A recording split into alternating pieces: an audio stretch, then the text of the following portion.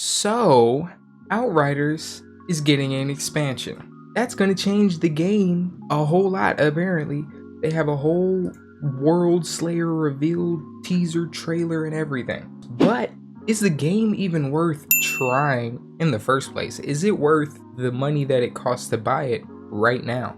That's what we're going to go over. So, you should leave a like. Light up the comments down below. Let me know if you think Outriders is worth playing, and share the video with your friends. Give me more clout. But seriously, we're gonna break this up into a few sections, right? We're gonna talk about where they messed up in the beginning, what they fixed over time, and then we're gonna talk about some of the possible issues in this new expansion. Let's talk about the beginning.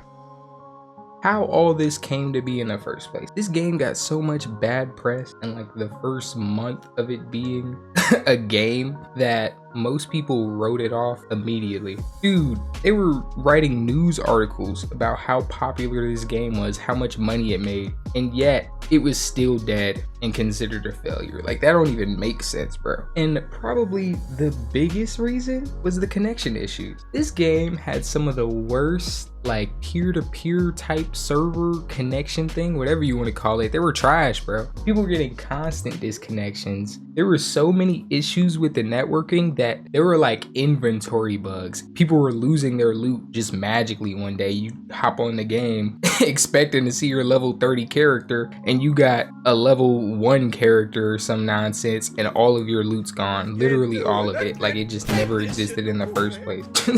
In a looter shooter, bro. The entire point of your game is to collect loot, and then one day it's just not there anymore. Like, make that make sense, bro. Not only that, you might do an expedition, which is their version of in-game content, and then like you just wouldn't get the loot. So many bugs that broke the game. There's these stupid wall things that you go through in the game, but sometimes your character would get stuck. You wouldn't be able to do anything after that. Sometimes when you use an ability, you won't be able to shoot after that. You literally can't do anything, so you have to die, which is a huge deal in in-game content, because in expeditions, there really wasn't any retries. I mean, there technically was, but it took a long time to finish an expedition in most cases. And you also had to fight with the freaking timers, which I'll get to in a minute. But if you had died, or if there's some kind of bug or something, you had to restart the whole thing, that could be like 10, 20, maybe even 30 minutes out of your day that you literally just wasted. You got nothing from that, basically. Which leads to another trash part of the game, how the expeditions or the end game was structured in the first place. You got 10 minutes to complete this mission. If you don't complete it within 10, your loot's gonna get progressively worse. They had all these builds in the game where you could use like magic, or you could build into survivability. They have tons of mods, tons of customization, but everything was based off of DPS and endgame. So you only had one goal, and that's to kill things as quickly as possible. So 90% of the stuff in the game was just trash. Know your place, trash. Throw it away. Bro, listen, it was so broken. There would be like maybe 2-3 classes or whatever out of the 4, I think, that were actually usable, all because of one skill, bro. One skill. All it did was increase bullet damage, bro. That's it. And then they started to iron out some of those bugs. Finally, you know, started to fix some of these issues. But while they were fixing some of those issues, they were also nerfing things that the player base really liked. So you're toughing it out. You're trying to stick around. You're like, ayo, cut them some slack. They're trying real hard. And then you go to the patch notes. And what you read is, instead of getting fixes for all these bugs, yo, we finally fixed the freaking loot disappearing glitch or the connection issues. Nah, you didn't see that. You saw, oh, your favorite ability just got nerfed by 50%. When you're nerfing things while there are also bugs and issues and crap going on, obviously there's gonna be a lot of people who get pissed off about that. There were certain YouTubers, I don't know their names, I think one is like Cloud Gaming, something like that. He covered Outriders pretty much from the beginning. And even he was like, bro, this is retarded. Like, what are you guys doing? Why are you guys nerfing stuff when all this other stuff is broken in the game? So their priorities also pissed a huge chunk of the player base off, even the loyal Outriders player base, because it just seemed like they were focusing too much on stuff that really didn't matter. And then on top top of all of that, there was no clear direction. Nobody knew what they were trying to do with this game. You could tell once you've played the game and experienced it that it was probably at least somewhat supposed to be a live service game. The fact that you could only play the game online in itself screams live service. Who the heck make a non-live service game like Borderlands, for example, but you can only play it online? They don't even make those sense, bro. Like, where they do that at? So all that kind of piled up, the ball started rolling or whatever, and it slowly got larger because all these things started to combine and create a worse and worse game. And from the outside looking in, you just see a house burning. Just flames everywhere. You're like, bro, ain't no way in hell I'm walking in that house. And so people who hadn't even played it yet, who haven't even touched it, were like, bro, this game's hot trash. I'm not gonna touch it. I'm gonna go play Destiny, basically. So that caused a lot of issues, but I think it's important to give credit where credit is due, because Outriders, they did fix a lot of these issues. So a lot of the loot bugs were fixed. It took a while. It took a fat minute, but they were eventually fixed. A lot of the connection issues were fixed, apparently. There are still a few minor bugs here and there, but for the most part, a lot of the large game-breaking issues have been fixed, including the endgame. Oh my god!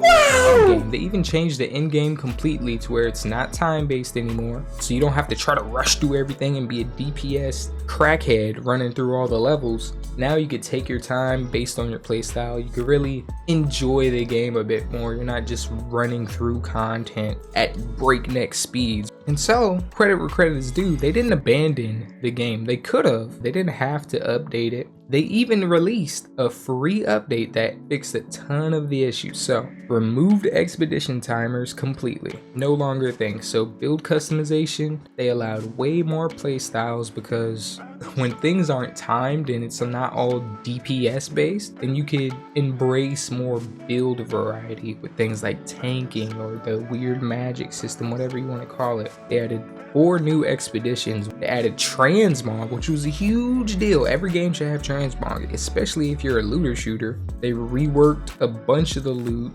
from legendary gear set bonuses to buffs to certain mods, certain class tree nodes. Basically, they tried to make the game that should have dropped originally. Now, yeah, I know, it should have dropped originally like that. They shouldn't have had to do this huge patch way later into the development of the game. That's true, but credit where credit is due, they did eventually fix things. And so they screwed over a lot of people, or at least in a lot of people's minds is how they felt. But at the end of the day, you gotta give them respect, because they didn't just leave the game in a crap state. Like, they definitely could have. Lots of games have.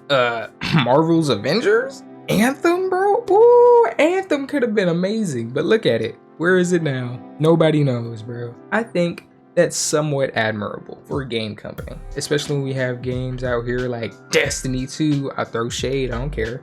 All these games that release in terrible states and almost never fix themselves, or even worse, they'll charge you to fix the game. Like, what? What? Now, I think it's important, before we even talk about the update, which would be another video, so make sure you like, ring that little bell, and sub, or sub and ring the bell. The order, it doesn't matter. Just do it, bro.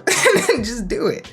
And leave me a comment down below. Let me know how this video possibly helped you make a decision on the DLC update in the future. I think it's important to go over the possible issues that this DLC update can bring, or just have in general, because the demo for Outriders, it slapped. It got pretty much universal praise from everybody. Angry Joe, all kinds of people were like, hey yo, this game looks dope. But when it dropped, hot trash. The game barely worked. With this new DLC, problems could come back. So with the new DLC release, we have no idea how long this has been in the works. We don't know how polished it could be. It could be hot trash, all right? It could be bad. It could be Outriders 1.0, 2.0, or 1.5, whatever you want to call it. So I would keep that in mind. A lot of those issues could possibly come back, stuff like the networking issues, loot being deleted, game breaking bugs. But because they have kind of went in depth about out some of the systems. Like there's reworked end game, there's supposed to be like a whole new story,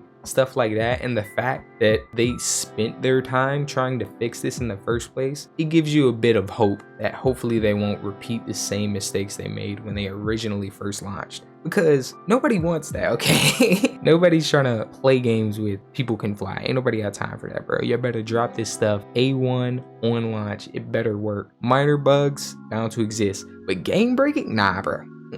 Nah, we don't need Fallout 76.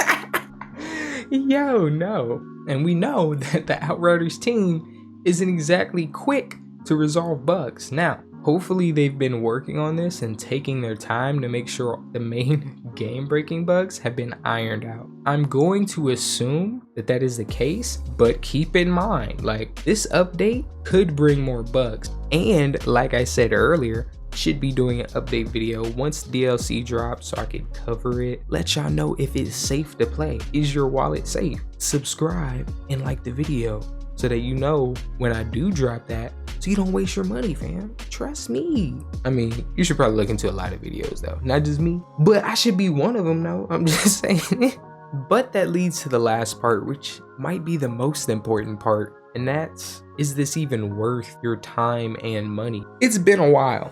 A lot of new games are coming out. Destiny has a new season or whatever coming out, or it's already out. With that comes competition. Warframe has a new update. Tiny Tina's Wonderlands, I haven't even touched that, but that exists. So Outriders has a lot of competition they gotta fight against, right? They have a lot of people competing with them in this area. So I think personally, it mainly comes down to, what are you looking for in your looter shooter? Destiny, Warframe, possibly Tiny I don't know nothing about Tiny Tina's Wonderland, bro. I don't know. I wouldn't know a thing. But at least Destiny and Warframe, what they have in common, and what's one of the mass appeals of those games, is that they're a live service. Once you invest a certain amount of time into those games, it doesn't feel like it's just instantly wasted when the next game comes out, because they're live service. They continuously update and add expansions, DLCs, whatever. And so if you spend a lot of time in those games, you're really gonna feel like you got your bang for your buck, or that you really spent your time and money, hopefully, when it comes to games like Warframe and Destiny. I haven't played Tiny Tina's Wonderland, but it's pretty much Borderlands as far as I can tell. We're probably the biggest competition when it comes to Outriders, because I think they're both like offline co-op type looter shooters. Stop the cap. Well, I guess Outriders ain't even offline, bro. I don't know. I don't know. It's not offline. It's still an online game for no reason. It makes no sense. Look, bro. Outriders has pretty good combat. It's a third-person looter shooter, which isn't super common in this area. Tiny Tina's Wonderland and Destiny 2, both first-person shooters. It also has a level of difficulty to it, so it's not brain dead like Warframe. So it has a bit of fighting potential, but it all comes down to, one, longevity, and two, how good the DLC is, how much it'll mix up the gameplay, and ultimately how long the DLC actually lasts. If it's just like the little free update that they gave us, I mean, it was cool, but it really wasn't worth buying the game unless it was on sale. And this DLC is talking about $30 to $40. So if you're gonna make us spend $30 to $40, which is more than a season in Destiny, you're gonna have to bring a good chunk of content, or else what's the point? Like, who's gonna be playing Outriders in 2 years from now unless they make a second game? Probably nobody. So is it really worth it? I don't know. Honestly, I'd probably just skip this one. I don't think it's worth the money unless you get the game on sale at a huge discount. I don't know, man. I think if you're into like Destiny or Warframe, this probably isn't a good pickup, because you're used to the live service. Those games are free. They come out with updates constantly. So spending 30 to possibly 70 bucks if you want the DLC on top of that on a video game is kind of crazy, especially when you have those alternatives. But if you don't like Destiny, if you don't like Warframe, or you really like The Division, maybe I think it could possibly be worth it. I would try it first, of course, but I think it has enough gameplay and it's unique enough to be worth its worth the asking price for certain people, but I would keep that in mind. Unless you just really enjoyed Outriders, or to some extent Division, because I feel like they have similar gameplay styles. They're very different games, but they give off a similar vibe. They feel similar on a fundamental level. So maybe if you're a huge Division fan, because we all know that supposed Division 2 DLC or whatever, that ain't coming. Yo, that's never coming out. And if it does, it's gonna be like 19 years too late, bro. Nobody's gonna care. Hot trash. If it dropped though, I'd be hype. I ain't gonna cap. But what's really hype is Project Magnum, which isn't even out yet, but I should be doing a video on it real soon, bro. So stay tuned. Anyway, hopefully I help. Hopefully I managed to brighten up your day. Help you make purchasing decisions to some extent. God bless. Lights out.